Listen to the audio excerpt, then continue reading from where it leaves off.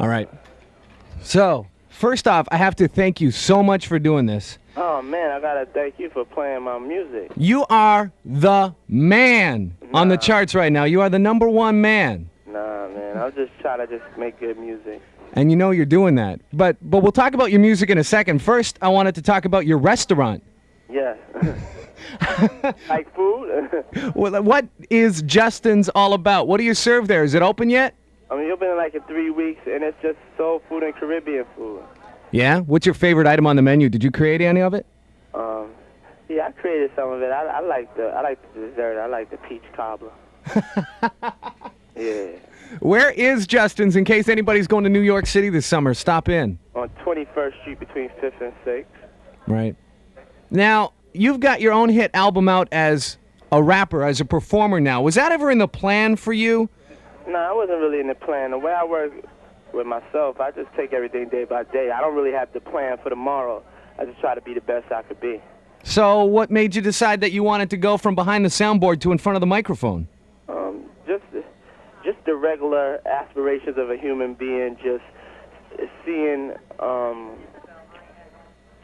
Michael Jackson, seeing Janet Jackson, LL Cool J perform, and just being like, dag, I wish I could do that, you know what I'm saying?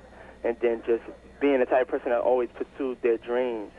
And so I pursued one of my dreams. And now you're doing it. Did you think it was going to go straight to #1? Did you think it was going to debut right there on top? What, the album? Yeah. I didn't even know, you know what I'm saying? I was cool with however it went down. I'm grateful, and I want to thank everybody out there for buying it. If you ain't got it, go out and get it. It's called No Way Out. Yeah. Now, you're the man leading the first generation since rap really broke through from the underground, since the days of DMC and LL Cool J and the Beastie Boys and that. Do you look at yourself as being the next generation?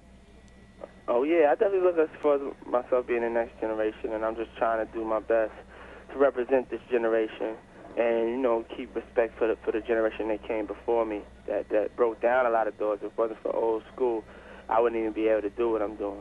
You know, it's only been 7 years since you were an intern, and now you're leading a $200 million empire. How did that happen? Man, I mean, if the fans buying the records, the fans supporting everything, that's made everything come true like this. Does your mom call you Puffy? Huh? Does your mom call you Puffy? Nah, she called me Sean. What do your friends call you? Puffy, Puff Daddy, what? Nah, they call me Puffy. How did you get that name? I just got that name from when I was a child. One of my friends just gave me the name. Excellent. Now, I'll be missing you top the charts for 7 weeks in the United States. Not quite there in Canada, almost at the top. Can you tell me a little bit about the atmosphere and the environment in the room when you were writing that song for Biggie? I mean, it felt good. It just made me think about all the good times that I was with Biggie. It didn't make me upset like that. It felt good to be able to talk to him. So it was a good feeling. Me and Faith, we felt very good. What did you feel his presence there? Was he around you? Oh, yeah. He's always around me. I feel his presence all the time. Was this something that you felt you had to do to help deal with it, or were you dealing with it okay? Yeah, I definitely had to do it to help deal with it, you know. I'm just glad I got the chance to do it. I'm glad everybody has been receptive of it. And, you know, all the money went to his children for a trust fund, so it raised him like over a couple of $1 million to go on a trust fund for them. So we just want to thank everybody for supporting it. You know, and that's something else I noticed about you. You're giving back a lot. Mm-hmm. You've got a couple of charities. You're not just giving back to Biggie's children, but you have your own charities as well, right? Yes. I have a charity called Daddy's House Social Programs, a non-for-profit organization in New York. We have like summer camps, computer camps that in the city use. And it's like a recreational, educational facility that just teaches self-love. You know, because if the kids don't love themselves, how could you expect them to love somebody else? Now, your message seems to be positive. You've got a very positive message. Your music is uplifting. Your music is positive. Yeah. But you have a little bit of a misunderstanding. Do you think? No, I don't think it's a misunderstanding. It's that I talk about. Also, I talk and my artists talk about the things that they are faced with in this world, which are not positive. You know what I'm saying? And those things can't be hidden. It's important that we also talk about the positive and talk about positive things.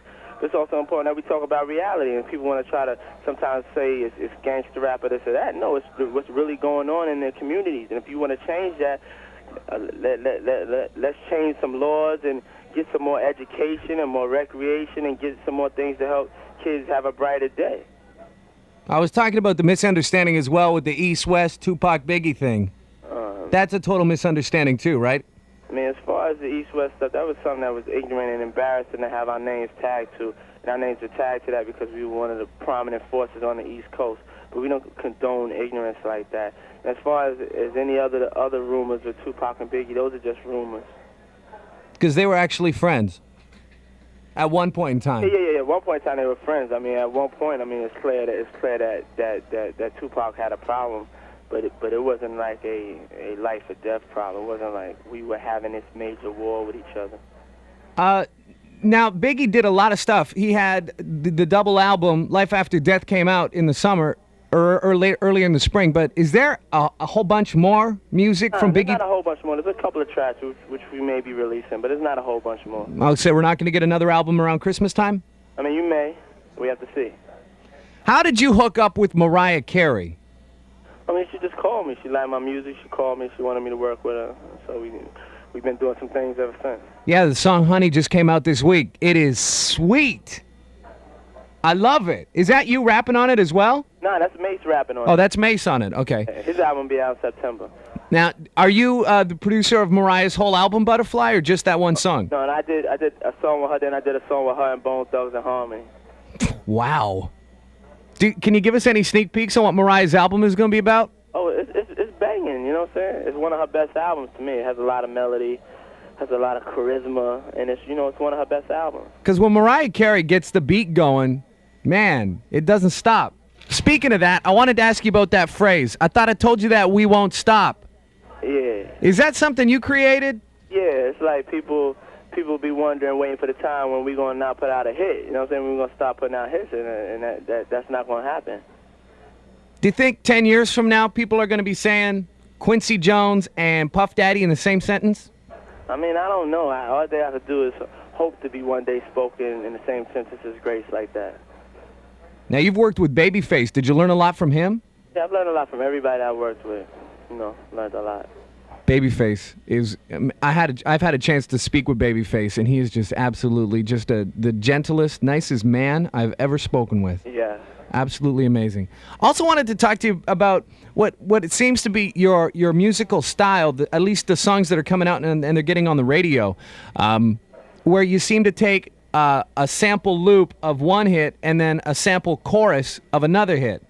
Uh-huh. You know, like... Yeah, I mean, we just did that a couple of times, getting blown out of proportion. Well, that's because that's not all we do. I've been making music and hit records for years, and that hasn't been my style, like, for every year. But as every year goes by, you change up, you come with different flavors, and that's one of the flavors we came with on a couple of records this year. Yeah, because Been Around the World had that, and Can't Nobody Hold Me Down had that, so you had a couple back-to-back. It's not nothing that's about to get out of hand. It's not like every record we produce is going to have an old chorus and an old loop, you know what I'm saying? Yeah. Now, do you have a good eye for talent? I mean, I think so. You know, do you want to listen to something I did? Yeah, let me hear it. Now, I did a little rap of the MIB. We did it for a promotion here at the radio station to launch our sticker campaign for the radio station, and my girlfriend did the vocals on it, so I'm just going to crank it loud in the studio and have you have a listen to it. Tell me what you think, okay? All right. Yeah, sing it for me, girl. All new Z sticker. Yeah, yeah. Get it out, Blockbuster. And Subway and Honda too, baby, All new Z sticker. Yeah. Stick it and win prizes. Bring the bass back. The Z sticker is back. Remember that. Put it on your car, not the front, but the back. Title held by we 95-3 with a big old Z, not a Z.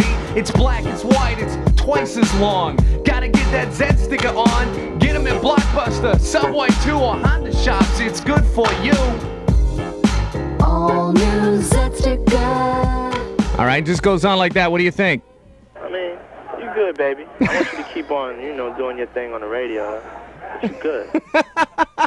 You telling me not to quit my day job, huh? No, I'm not saying that. I want you to do both. All right, Puffy, I'll look to you as my inspiration behind the board and in front of the mic, and I'll keep practicing. I thought I told you that I won't stop. You won't stop, baby.